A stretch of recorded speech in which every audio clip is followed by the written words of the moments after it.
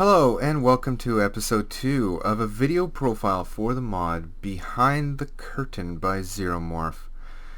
In the previous episode we introduced the mod and explained the differences between the 9 divines and nocturnal, as well as provided an overview of the priests and priestesses who worship them. In this episode we're going to explore the bonuses conferred by the Standing Stones of Skyrim. But be aware, unlike regular Skyrim or the Requiem overhaul upon which this mod is dependent, once you make your choice that you know to be your birth sign, you cannot change it again without the use of console commands. This makes choosing the proper standing stone a crucial part of your role-playing development.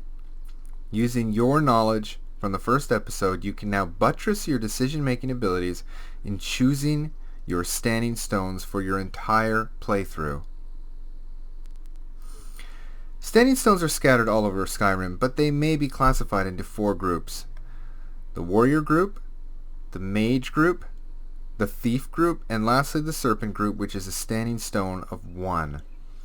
As the names imply, those players wishing to roleplay a mage or a warrior have a fairly good idea of what standing stones to pick from within the group, while those under the blessing of Nocturnal will want to have a look at the thief group. But let's begin with the mage group, because this is where we are, and this is the one where you will no doubt encounter first as a level 1 player in Skyrim while using the common Whiterun Riverwood start. The Mage Stone grants a bonus of 100 Magicka points, which is a tremendous buff in the early game when players struggle to cast even the cheapest spells. A common Helgen start might include grabbing the robes and Mage's Hood inside and then running over to the Mage Stone by Riverwood here. As well, those under the sign of the Mage receive a 5% bonus to spell magnitude, duration, and cost. This is a solid standing stone choice with which to augment a magical character throughout an entire playthrough, reaping that solid Magicka buff along with a marginal but consistent buff to damage, duration, and spell reduction. In my view, the Mage Stone is for a pure magic caster who will forego weapons to use the power of the arcane arts. Competing for attention is the Apprentice Stone, found here just north of Morthal. It offers fewer direct benefits to the player than the Mage Stone, but it rather entices with a flat regeneration to Magicka bonus of 1 per second inside and outside of combat. As Requiem nerfs Magicka regeneration in combat, this buff can be a noteworthy aid to spell casting. Of interest, the Magicka regeneration bonus increases to 2, 3, and caps out at 4 per second as you reach levels 9, 22, and 36 respectively. Since magic regeneration is based upon a percentage of your total magic pool, this stone would be of utmost use to a magic caster with a smaller Magicka pool and who uses magic to supplement their other abilities. A spell sword hacking away at Draugr would want a solid Magicka regeneration rate to fire out Sunfire or cast Arcane Ward now and then, and the Apprentice Stone would help greatly with that. Here we are at the Atronach Stone in the East March Marshes. The Atronach Stone, along the red-headed stepchild of Skyrim, will likely continue to get ignored in the Behind the Curtain mod. While it confers a staggering 350 bonus to Magicka and a 50% spell absorption ability, the player loses the ability to regenerate Magicka entirely, which pretty much makes this stone a no-go for anybody spamming destruction spells. The Atronach Stone, as you can tell here, is also protected by a unique enemy which is none too likely to allow you the pleasure of trying it out.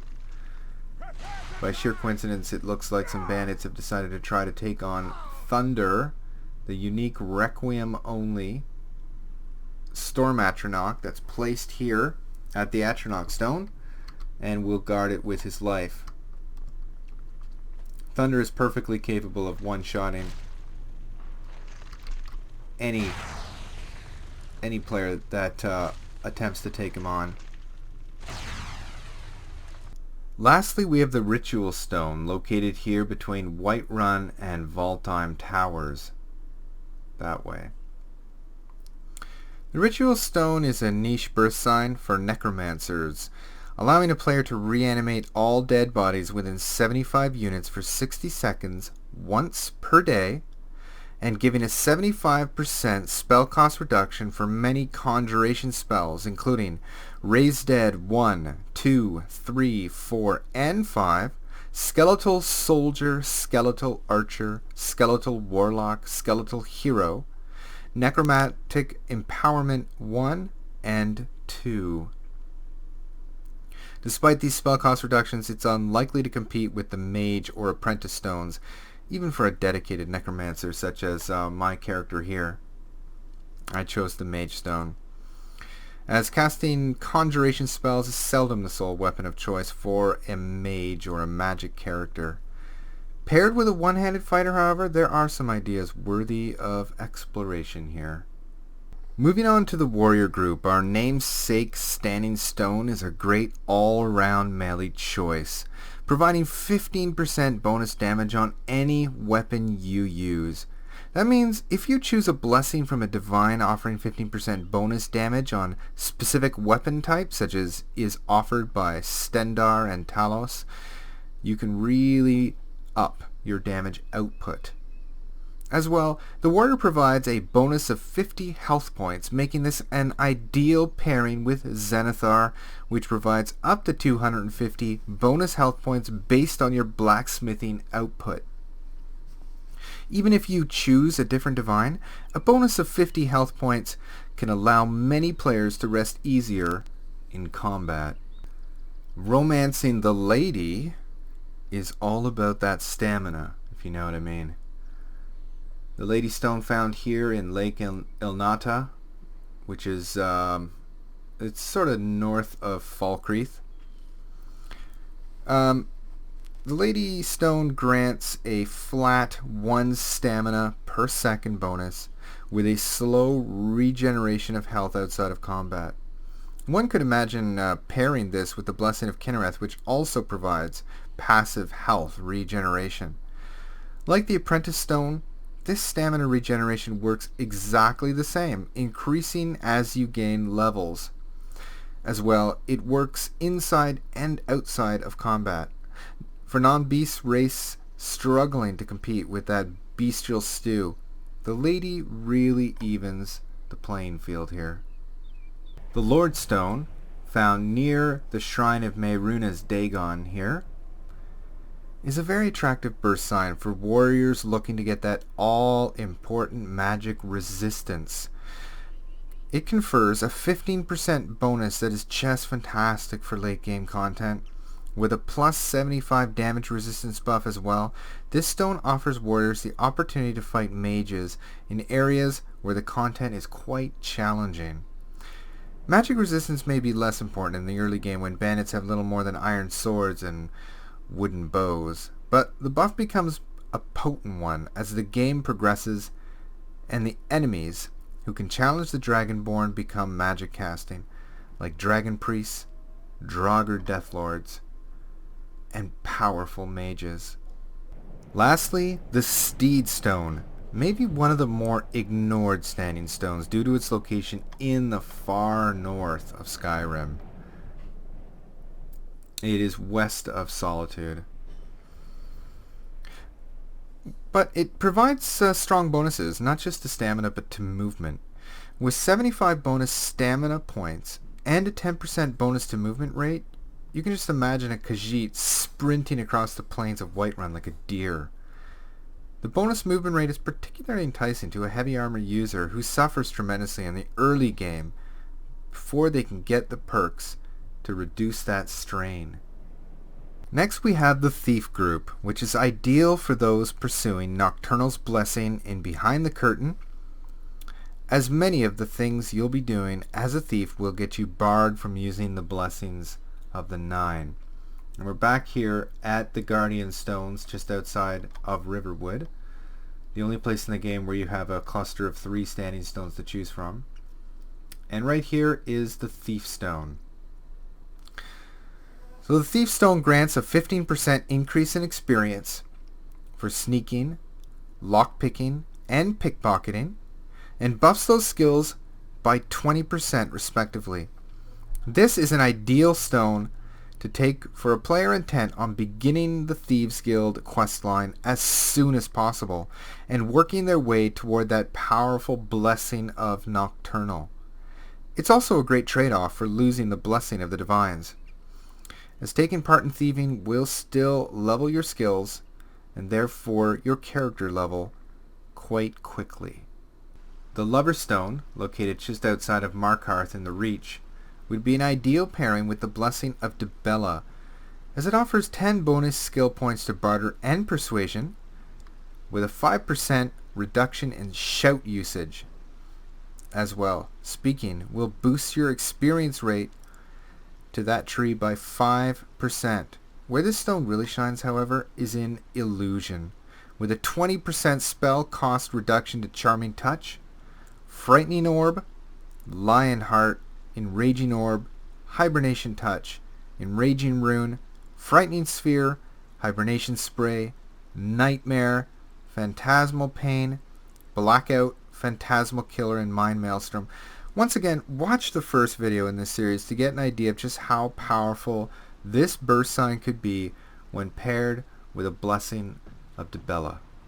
The Shadow Stone, seen just outside of Riften, is definitely a competitor for the Illusion Lover, providing a 10% bonus to experience points for illusion skills, with a breathtakingly awesome 65% reduction in upkeep for Blur, Invisibility, and Muffle, along with a 65% reduction in spell cost for Arcane Resonance and Rune of Dampening.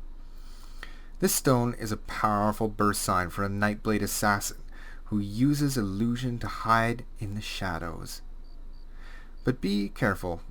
Killing innocents will result in the loss of the blessings of the Divines, so just keep it to bandits and Draugr. One final thief group stone is the Tower, located here between Dawnstar and Winterhold. This is perhaps the weakest choice given the performance of the sign.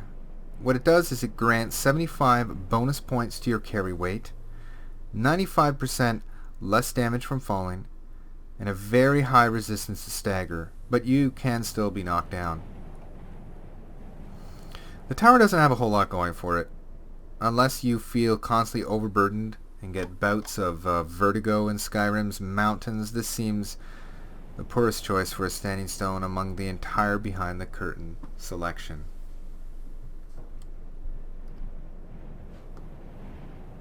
Last but not least is the Serpent Stone. You can have played Skyrim for thousands of hours and probably only come across the Serpent Stone in an occasional playthrough, if ever. And that's because it's located well off the coast of Winterhold here by the Azurus shrine statue. And if you're using a mod like Frostfall, it would be difficult to get here without swimming and getting cold. So Serpent Stone is quite isolated, but it does confer some interesting benefits here in Behind the Curtain.